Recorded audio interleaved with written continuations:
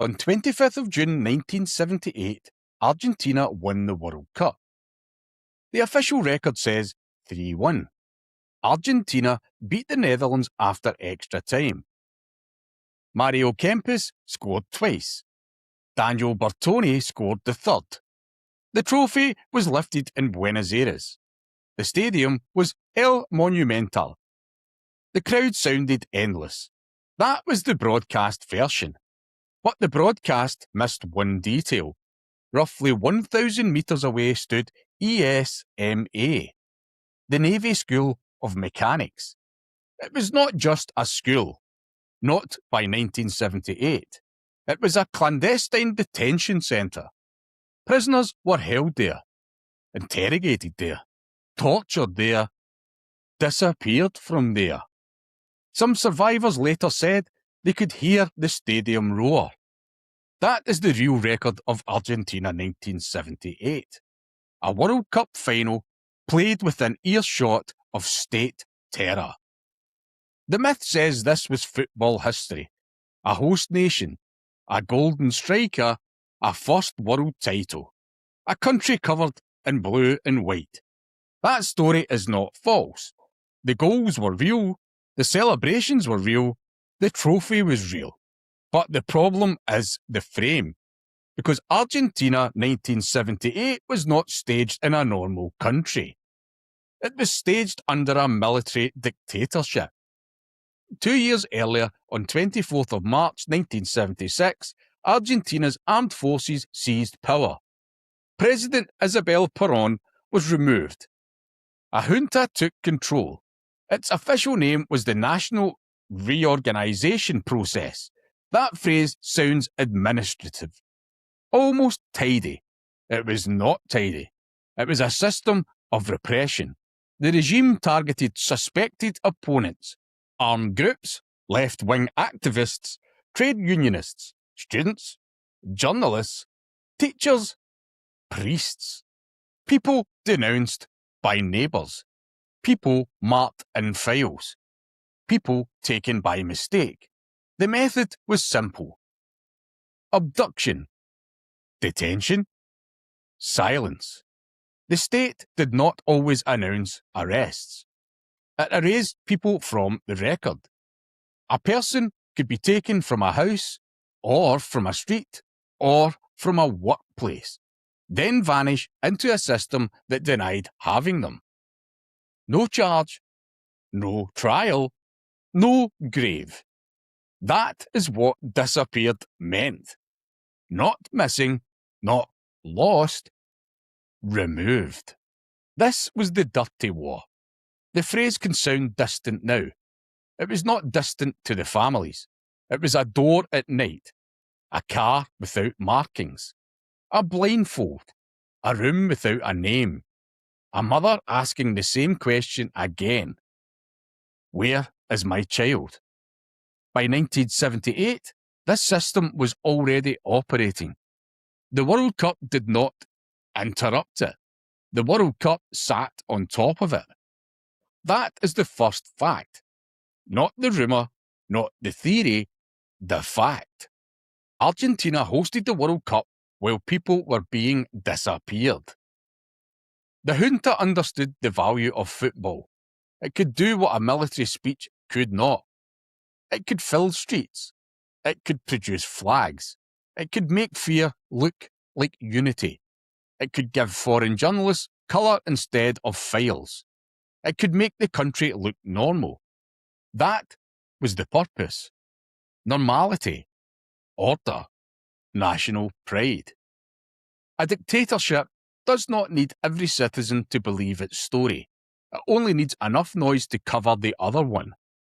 Football gave it noise. The stadiums gave it scale. Television gave it reach. And a World Cup gave it legitimacy. The regime did not invent Argentina's love of football. It used it.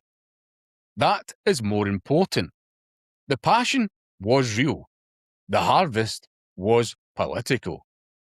Argentina had been chosen as host years earlier. But by 1978, the host country had changed. The government had changed. The atmosphere had changed. The world knew enough to ask questions. Human rights groups warned about disappearances. Some European voices called for a boycott. Foreign journalists arrived with two stories in front of them. One story had fixtures, teams, stadiums, scores, deadlines. The other had missing people, secret detention centres, mothers holding photographs. One story was easy to film. The other required looking away from the pitch. That is how spectacle works. It does not need to destroy evidence. It only needs to outrun it. A match starts. A crowd rises. A goal goes in. And the camera follows the ball. The regime needed the tournament to work. But more than that, it needed Argentina to work. A failed host nation would not sell strength. An early exit would not sell unity. A football disaster would expose weakness.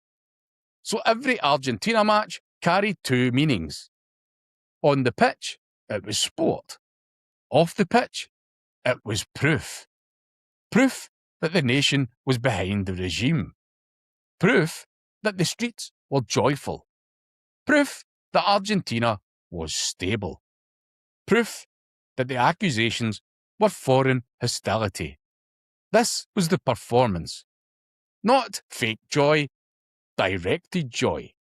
A real crowd turned into a political photograph. The central image came at the end. General Jorge Rafael Videla was there. He watched Argentina become world champions. He handed out the trophy. That moment is the whole tournament in one frame. A military ruler using football's highest prize as borrowed light. A dictator standing inside national celebration. The players had won a World Cup. The regime had gained an image. That distinction matters, because the footballers were not cardboard villains. The fans were not all collaborators. Many Argentinians celebrated because football belonged to them, not because they loved the junta. Some knew what was happening. Some suspected. Some were terrified. Some knew almost nothing. That is what makes the story harder. A dictatorship does not always need to fake public emotion. It can exploit public emotion that already exists. It can wait for joy, then stand beside it. And beside it, almost literally, was ESMA, the Escuela Superior de Mecánica de la Armada, the Navy School of Mechanics. UNESCO now describes the site as the Argentine Navy's principal secret detention centre during the civil-military dictatorship. It was part of a national strategy. Opponents were abducted, held there, interrogated, tortured, killed. This was not a footnote. It was one of the central sites of Argentina's state terror. It stood near El Monumental, near the stadium where Argentina played the final, near the roar, near the cameras, near the confetti. That distance matters because it removes the comfort of abstraction. This was not repression somewhere else. It was not a dark rumour in another province.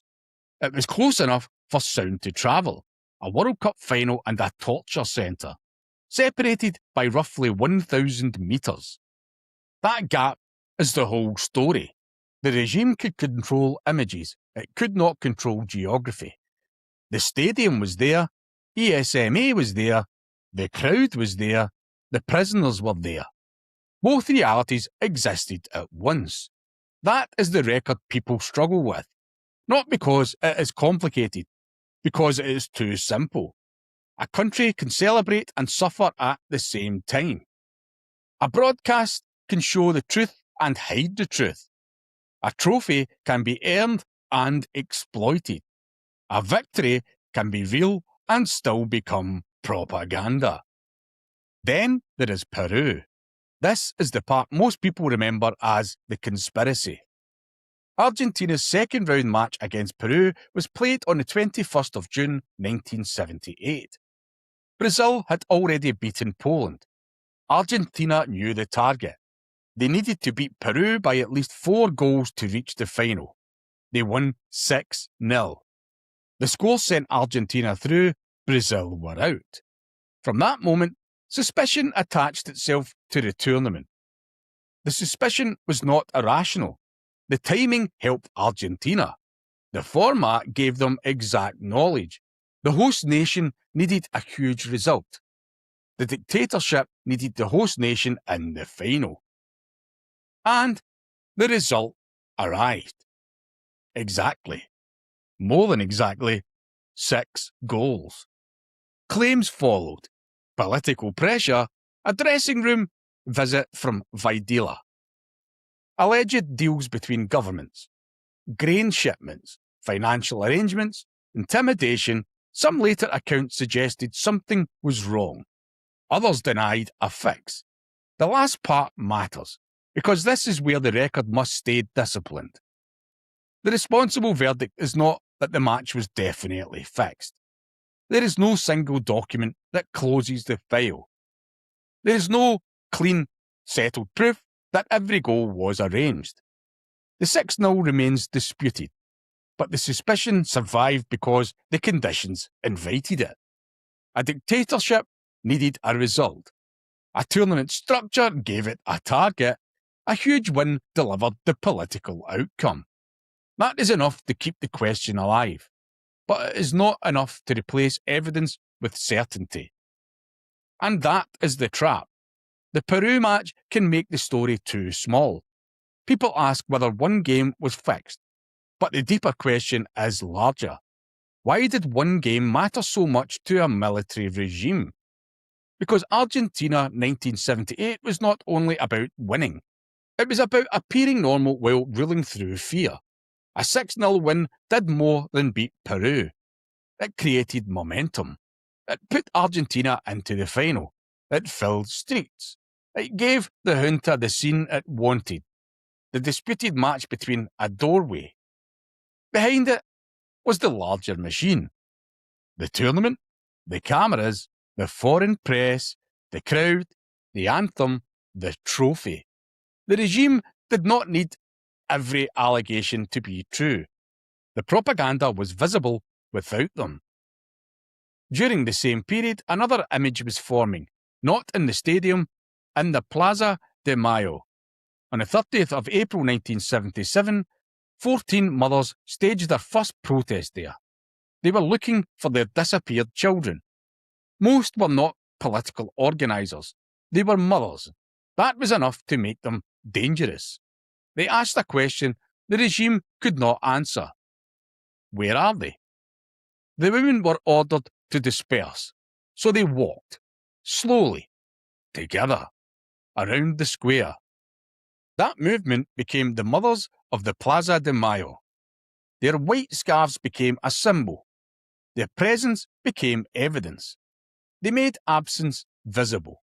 During the World Cup, the contrast was brutal. Foreign cameras were finally in Argentina. The world was finally looking. But it was looking at football. The mothers needed it to look sideways, away from the pitch, away from the official celebration, towards the names, the photographs, the missing. That is why Argentina 1978 cannot be reduced to football. It was a contest over attention. The regime wanted a nation seen through stadium lights. The families wanted a nation seen through disappearances. The broadcast showed order. The mothers showed the wound. The dictatorship wanted the world to hear the crowd. The families wanted the world to hear the silence after a person vanished. That is the real match underneath the match. Memory versus spectacle. After the tournament, the image remained. Argentina, world champions. Kempes, the hero. Passarella, the captain. Confetti, flags, victory. But the record did not stop there. The dictatorship collapsed in 1983. Democracy returned. Then came investigations, testimony, trials, documents, survivors, names.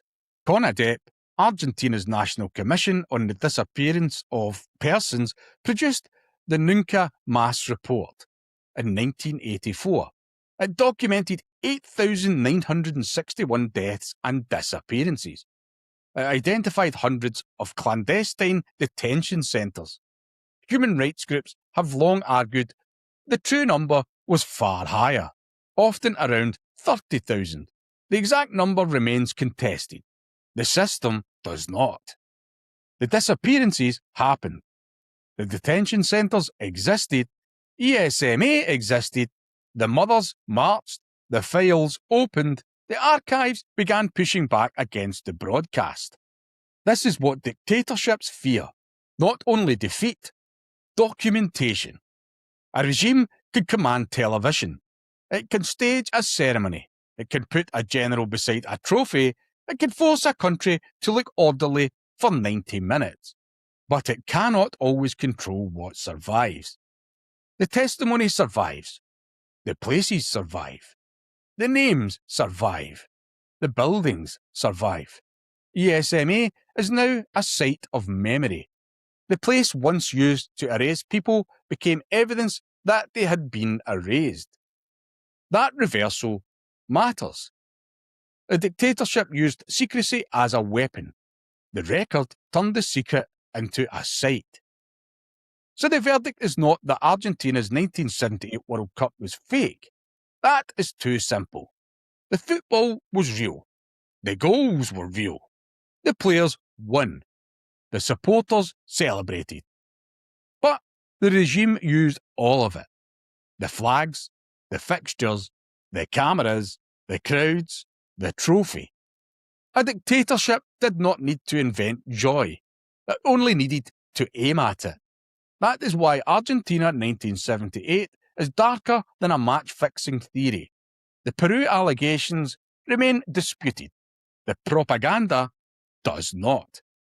The World Cup did not hide the dictatorship by accident. It gave it noise. It gave it colour. It gave it a photograph. And just beyond the broadcast, the disappeared were still disappearing. That is the record. A final at El Monumental, a detention centre nearby, a roar travelling through the air, one sound, two meanings. Inside the stadium, it meant victory. Inside ESMA, it meant the world was listening to the wrong thing. The myth says Argentina 1978 was a controversial World Cup. The record says something colder. It was a real sporting triumph, placed inside a state propaganda machine, and played within earshot of the disappeared.